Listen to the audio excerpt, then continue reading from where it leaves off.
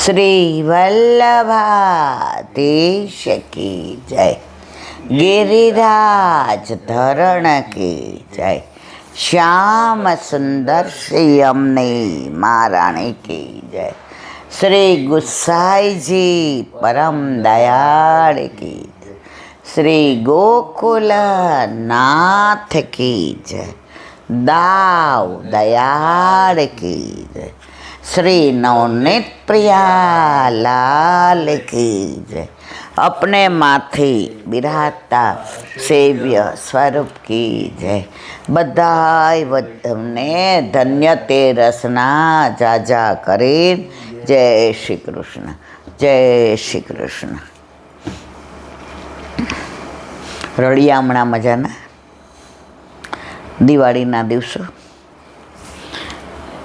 ગઈકાલે બત્સવારસ. મર્યાદાની રીતે કાલે ઘણા બધાએ ધનની પૂજા કરી હશે. આપણે તો રોજ ઠાકોરજીના ચરણારવિંદમાં લક્ષ્મીજી છે, રોજ ચરણ સ્પર્શ કરીએ. એટલે આપણે જુદું કાંઈ નથી કરતા.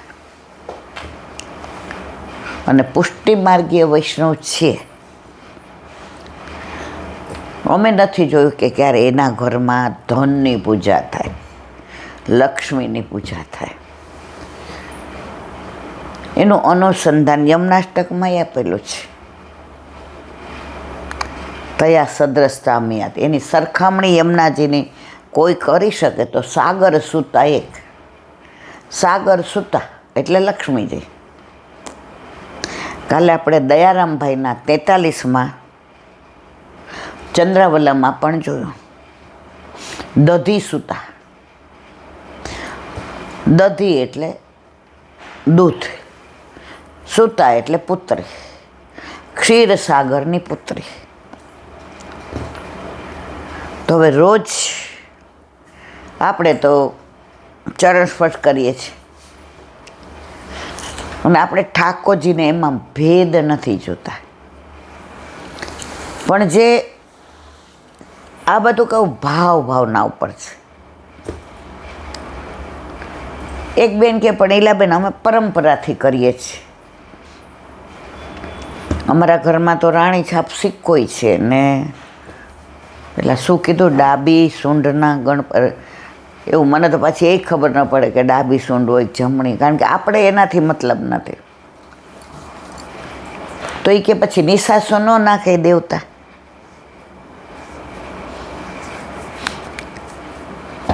મેં તો એ દેવતા પણ ઠાકોરજીને જ ભજે છે. એટલે જેને એ ભજતા હોય અને આપણે એને ભજીએ તો એ આપણા ઉપર હસે નહીં કે તું મને ભજસ પણ હું તો આને ભજું છું. ઓલા 84-252 વાર્તામાં આવે છે. આ વાર્તા બધા જાણતા હોય પણ આનું તત્વ કેવું છે. એક વૈષ્ણવ હતા, જાતા હતા ને રસ્તામાં રાત પડી. એટલે દેવીનું મંદિર હશે ને ખબર નહીં, તે ત્યાં ઓટલે સૂઈ ગયા. તો દેવી તો રાજી થઈ ગયા. એ કે આ પ્રભુનો વૈષ્ણવ મારે ત્યાં હે એ કે. તો રાતના પેલાના જમાનામાં ક્યાં આવું હતું, એટલે વીંજણો ઢોળે. કોણ? જે મંદિરમાં દેવી હતા એ. હવે સવારમાં ઓલા બારણા બધા પલળી ગયા. એટલે આ વૈષ્ણવજીને ઘરે જતા હતા, એણે વિચાર કર્યો કે આ બધું પલળી તો ગયો, રસોઈને કેમ કરવું. દેવીએ કીધું અમારે બારણા લઈ જાઓ, કોરા છે, ચૂલામાં નાખીને રસોઈ કરજો, મારું તો બધો વિનિયોગ થાય. આ 84-252 વાર્તા છે, મારું પોતાનું કાંઈ નથી. અને પછી આપણે દેવીની પૂજા કરીએ. દેવી કે મને શું કામ, જેની હું કરું છું એની તમે કરો ને. પણ આ બધી વાત ને વસ્તુ છે ને એ વ્યક્તિ ઉપર આધાર રાખે છે. ઘણા વૈષ્ણવ ઘરે આઠેયામની સેવા હોય, પણ આઠમનો નવરાત્રિનો હવન થાય ને તો એલું બીડું હોમમાં જાય. હું જોબ કરતી હતી ને આપણે ઠાકોરજી પુષ્ટ કરાવ્યા. આપણે ઠાકોરજી અષાઢી છઠ એટલે કે કસુંબા છઠ, અષાઢ શ્રાવણ ભાદરવો આસો, આસો મહિનામાં નવરાત્રિ આવે. એટલે મેં જોબ છોડી મને લાગે કારતક કે માગસર મેં ઠાકોરજી આવ્યો પછી 4-5 મહિનામાં મારા વાલાએ કૃપા કરી. એટલે અહીંયા જતી ઘાટલોડિયા પોસ્ટ ઓફિસમાં. એટલે નવરાત્રિમાં અમારે થોડું વધુ કામ હોય. હવે આ કોમ્પ્યુટરાઇઝ થયું. પહેલું તો અમારે બધું હાથે જ કરવાનું હતું અને અમારે વ્યાજ વધુ હતું. એટલે પૈસા મૂકવાવાળા દિવાળી ઉપર બહુ હોય અને એક માર્ચ મહિનામાં ઓલા ટેક્સ બચાવવાના.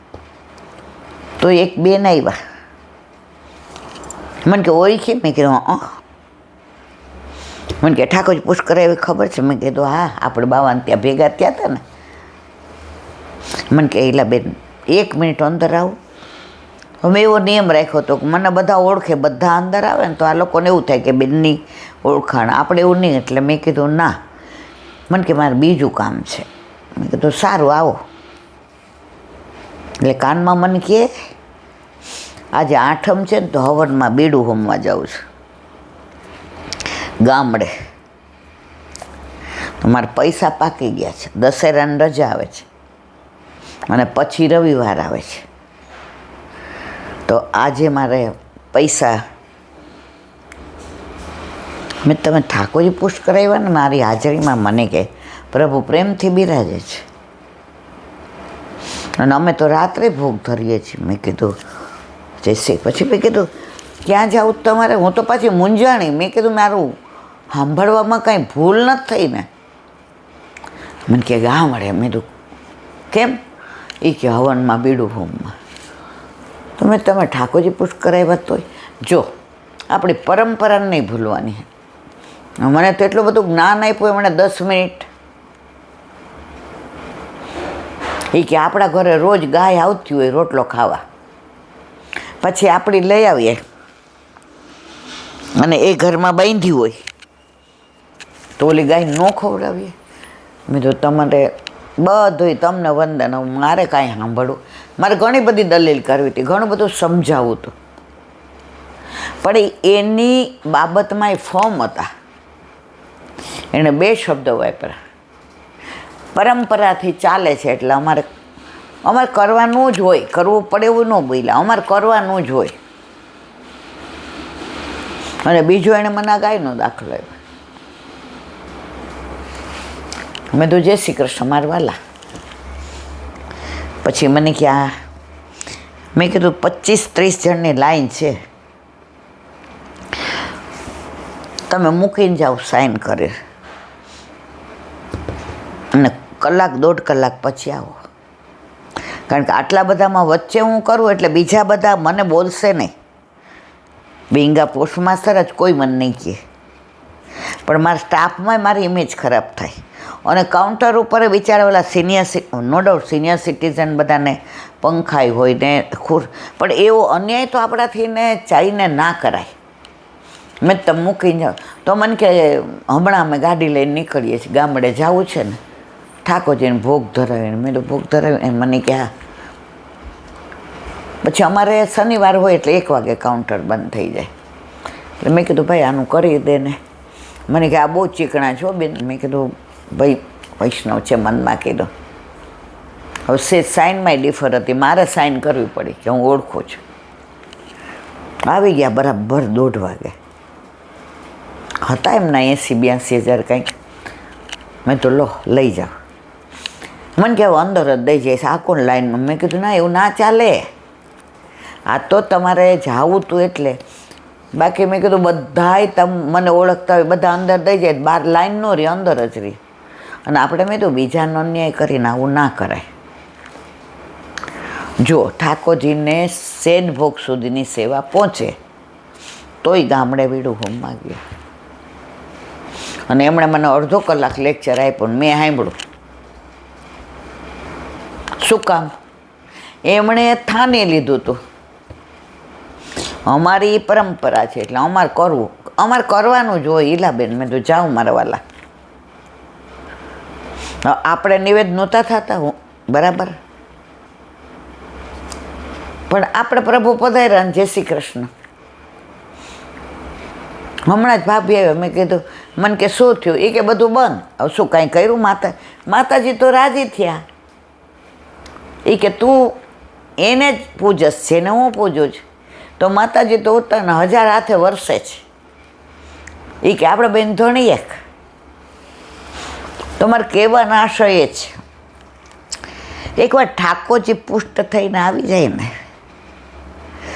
પછી તમારે ચિંતા કરવાની એટલે જરૂર નથી.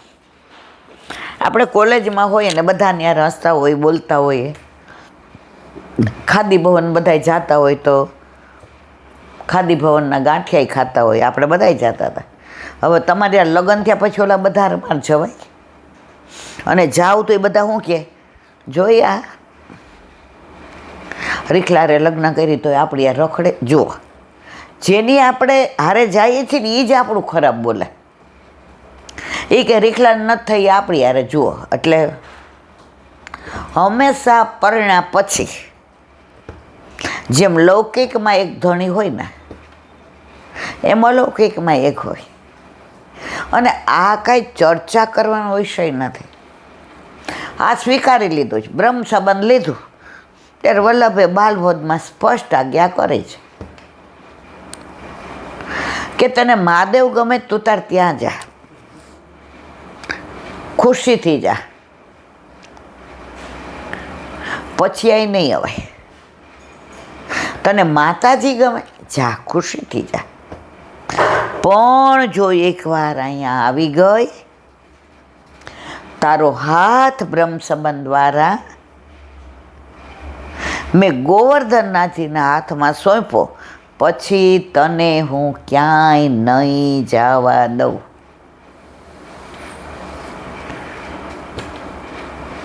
અને 4 આજ્ઞા કરી છે: અન્યાશ્રય, અસદ વાર્તાલાપ, સમર્પિત લેવાનું અને દુસંગથી દૂર રહેવાનું. આપણામાં કોઈ બીજા વિધિ વિધાન છે જ નહીં. અને એકને માનીએ છીએ તો આનંદ બહુ રહે છે, પરમાનંદ. કારણ કે એના સિવાય બીજું આપણને કાંઈ યાદ જ ન આવે. હવે લક્ષ્મીજીની પૂજા કરો એટલે ઓલું પંચામૃત તૈયાર કરે ને ચોખા ને કંકુ ને બહારથી ફૂલ લઈ આવે ને તમે જુઓ તો થાળ ને ઓલું શું કહેવાય આરતી ને ઘંટી ને પાન ને સોપ, કેટલુંય. હવે 2-2.5 કલાક એમાં જાય અને એકાદો રહી જાય પાછું દોડે. ગણપતિ ચોથના લાડુ ધરે તો પાછા સોપારી લઈ આવે ને 2 રીધી સીધીની મૂકે ને કાંઈક કરે. આપણે કાંઈ ખરું? આપણા ઘરે આપણા માથે બિરાજતા આપણા ઠાકોરજી આપણું સર્વસ્વ. હાથીના પગલામાં બધાયના પગલાં આવી જાય. અને એક ખાસ મારા વાક્ય કેવું છે બધાને, કોઈ પણ વૈષ્ણવ મળે ને જેને ને તેને પગે લાગવા. પણ મને ઘણી વાર આવે, હું તો બધાને સમજાવું કે મારા વાલા, ગુરુને ને ઠાકોરજીને પગે લગાય. બાકી તમે જ્યારે નીચા વળો છો પગે લાગવા, તો તમારા હૃદયમાં બિરાજતા તમારા ઠાકોરજી આજે નીચા પડે છે. એ જેટલો દોષ તમને લાગે ને એટલો મને લાગે, અથવા મારા સિવાય ગમે એને પગે લાગવા. પછી ઘણા અમે તો એ કે મોટા, મેં કીધું બધા મોટા માનીને ભેટાય. એટલે ભેટવાનું શું? તમારા હૃદયમાં બિરાજતા તમારા ઠાકોરજી જે તમારી માથે બિરાજે છે, અને મારા હૃદયમાં બિરાજતા મારા માથે બિરાજતા મારા, એ બે ભેટે.